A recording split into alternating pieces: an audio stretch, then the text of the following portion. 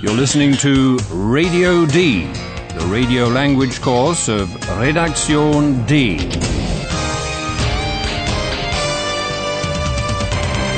A joint project of the Goethe Institute and Deutsche Welle Radio. The author is Herat Mese.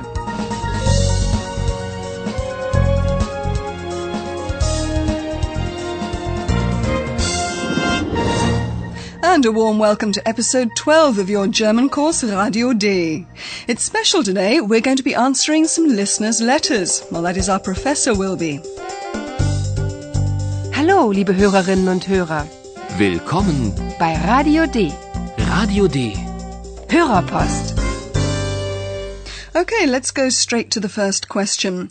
A woman listener asks about the you form of address in German. When is it du and when is it sie? Well, that is a very interesting question, that one, and many Germans aren't sure about it either. Let's have an example so that everyone knows just what we're talking about. Listen for Sie and du. Was machen Sie hier? Was machst du hier?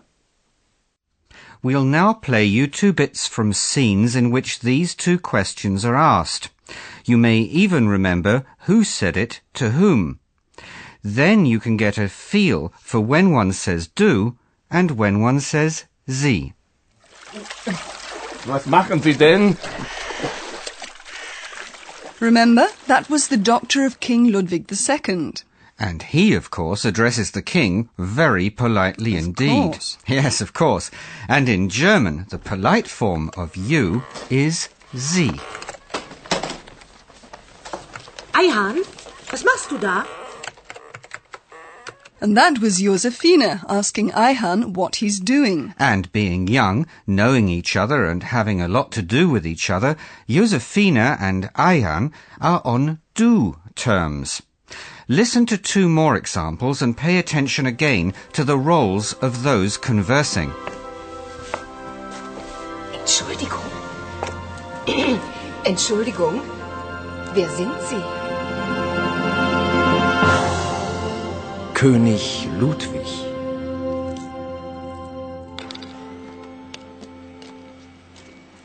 Also, Philipp, das ist Ayhan. Wie heißt du? Eihan? Eihan? So if you want to be polite and respectful and you're addressing strangers or people with higher status, you use the Sie form of address. And among friends and people you know well, you use du, is that right? No, it's not quite as general as that. You also say sie to many people you know, and many young folks start off right away with du, even if they don't know each other, because they don't pay a lot of attention to formalities. I'd recommend to all our listeners that it's never wrong to address someone as sie. But if you say du to someone right off, they might consider that impolite, and you wouldn't be off to the most brilliant start of a conversation. Right. And people you've addressed with sie, but for whom the du form is more usual, will soon tell you.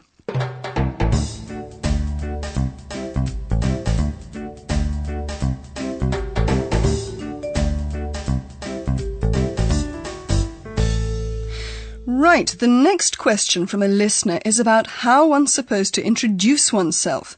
Do you say only your first name or your first name and your surname? We talked about this in a previous episode and pointed out that it depends on the social context. I want our listeners to know that they can't go wrong giving just their surnames, especially on official occasions or when getting to know new people. Mein Name ist Müller. Mein Name ist Meier. Now, usually we either introduce ourselves to other people or we're introduced to them by someone else. What's the usual response, Professor? One says something like angenehm, which means something like my pleasure, which is a bit too formal and somewhat old-fashioned. I'll say. Most times one just introduces oneself by saying one's name. One often also hears the question, wie geht es Ihnen? How are you? Or just something like, how's it going? Wie geht's? Majestät, wie geht es Ihnen?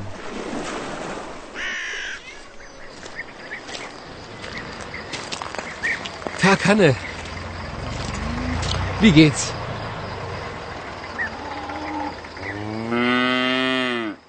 But as a question, it's not really meant seriously, though, is it? I mean, do they expect an answer?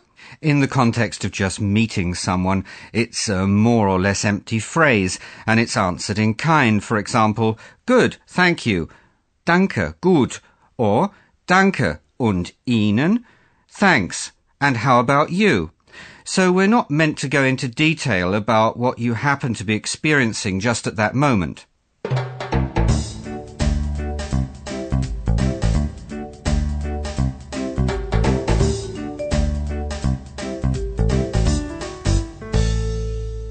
Okay, next question coming up, and it's a tough one.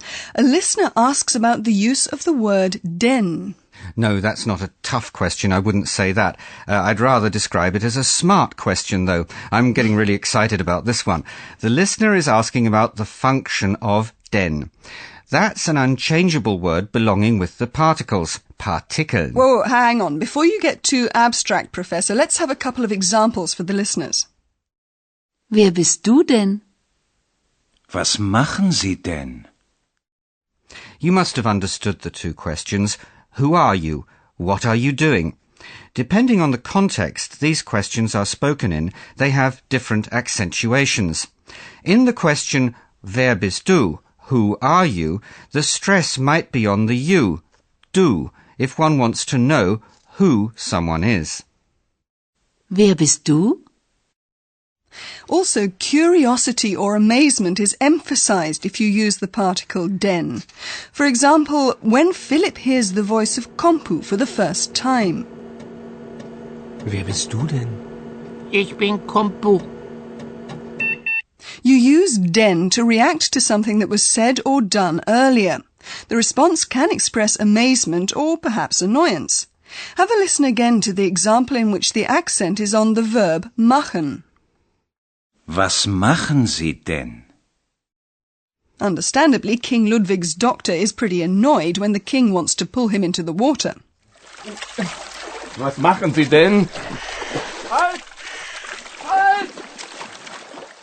Like all particles, the little word denn does not fundamentally change the meaning of something being said, but it does modify it. That is, it strengthens or weakens it. So the meaning of the utterance stays the same.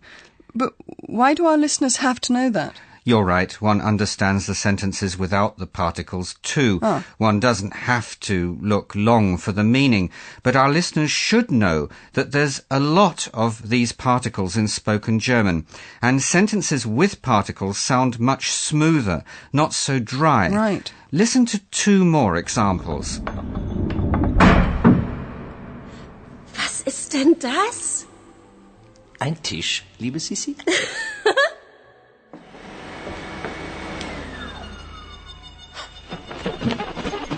Hilfe! Wer ist das denn?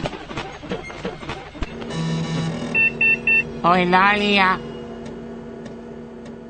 So have we been hearing any more particles? Yes, we have actually. I'd also like to talk about the particle doch. You turn to your interlocutor with doch to seek their agreement on something. Das ist doch Philipp. One reminds the partner that he wanted to know something. For example, that there's an owl at Radio D. Wie bitte? Wer ist das denn? Eine Eule. Das siehst du doch. And especially when something is pretty self-evident, doch is used a lot to express mild irritation. Hallo Eule. Du bist auch noch da?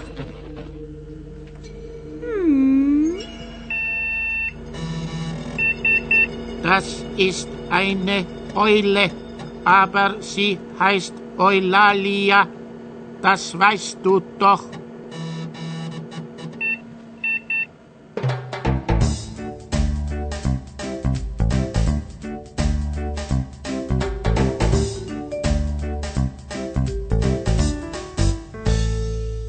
And to finish, I'd like to mention my favourite particle. It's eigentlich. That means actually, and it's pretty mean. Wo ist Philipp? Wo ist eigentlich Philipp? How do you mean mean? Oh, well, it floats around looking harmless when in fact it can greatly strengthen an accusation. What do you think? Is Ayhan asking a harmless question, or does it also carry the accusation that Philipp isn't in the current affairs room? Wo ist eigentlich Philipp? In München. Nein, im Stau. Philipp ist im Stau.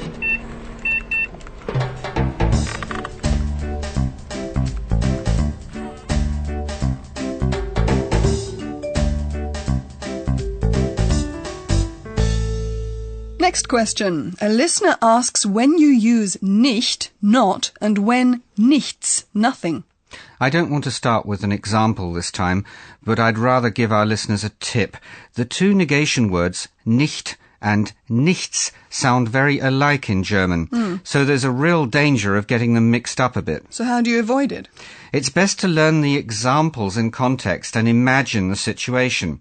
In a situation where one hasn't got a clue about what's being said, the obvious thing to say is, I understand nothing, or I don't understand a thing. Ich verstehe nichts. Right, that's what happens with Ayhan when Paula returns to the office from her reporting assignment about King Ludwig, and Ayhan can't understand why she's so cross. Paula, ich verstehe nichts. Ich verstehe überhaupt nichts. Du verstehst nichts? Ach. So nichts negates something general, for example, when one doesn't understand something at all.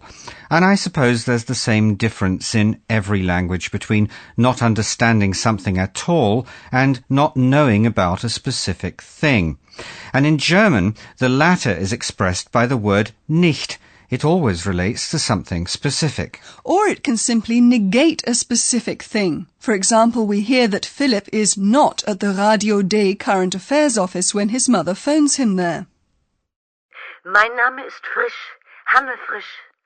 Ist Philipp da? Nein, der ist nicht da. Let me make quick reference to the opposite of nichts, the word all, alles. Du verstehst alles? That was Josefina's stunned reaction when she discovered that Eulalia understands everything. Oh, Entschuldigung, du verstehst alles? Alles and nichts describe positively and negatively something very general. And the middle way between knowing everything and nothing is nicht alles wissen, not knowing everything. So now one actually knows it all, right? Eulalia. Eulalia. Woher kommt dein Name? Ich bin klug und weise. Aber ich weiß nicht alles. Well, I'm afraid that's all the time we have today for Listener's Mail. Thanks very much, Professor. As always, it's my pleasure, and I'd like to thank our listeners for their very astute questions. In our next episode, reporters Philipp and Paula will be covering a new story. Liebe Hörerinnen und Hörer, bis zum nächsten Mal.